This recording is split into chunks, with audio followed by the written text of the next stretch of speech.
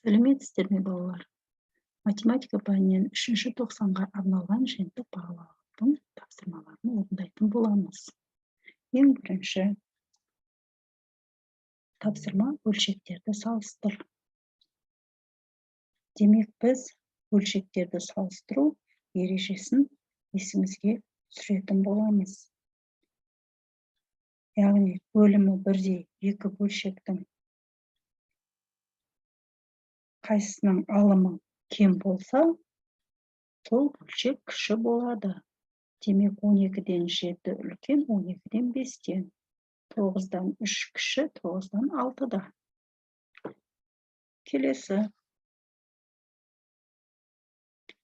Есепте, яғни бөлшектерді қосу және азайту керек.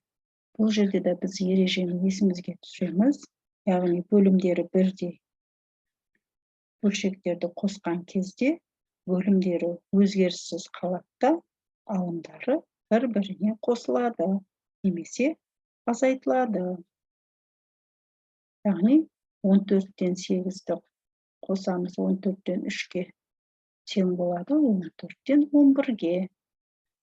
24-тен 21-ті азайтамыз, 24-тен 6-ға болады, 24-тен 15-ге. Яғни балалар, бұл жерде бөлімдері өзгеріссіз қалады. Келесі. Берілген шамалардың 1%-ын тап дейді. Бұл жерде де балалар пайыздар ережесін еске түсіреміз. Бүтіннің 1%-ын табу үшін бүтінді теңге 100 бөлікке бөліп, осындай бір бөлігін алу керек. Яғни 100 сантиметрдің 1%-ы болады, 100-ді не істейміз? 300-ді 100-ге бөлеміз. Және 1-ге көбейтеміз. Сонда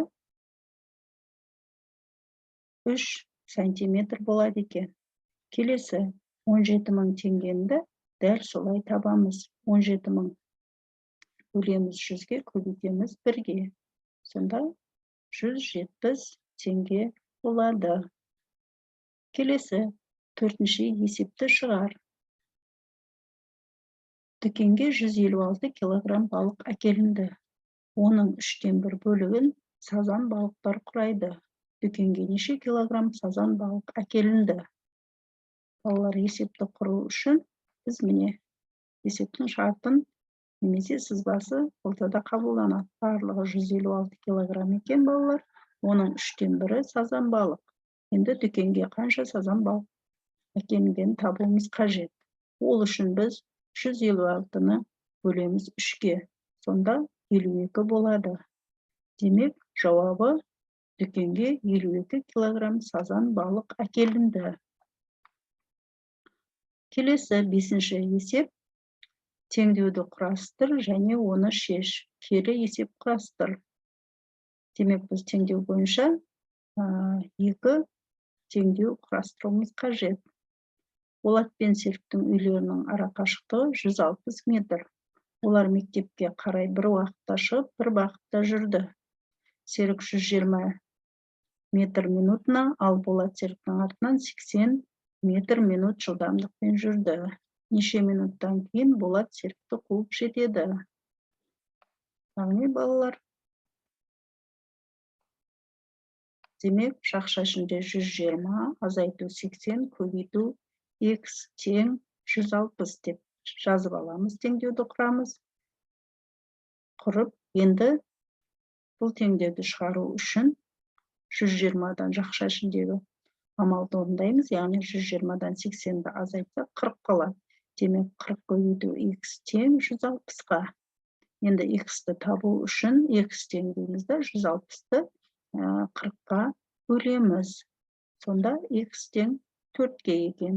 Демек, теңдеуіміз шешілді. Жақша ішінде 120 азайту 80 көбейтілген 4 тең 160-ға. Келесі кері есепті құрастыратын болса, жақша ішінде 120 азайту x көбейту 4 тең 160.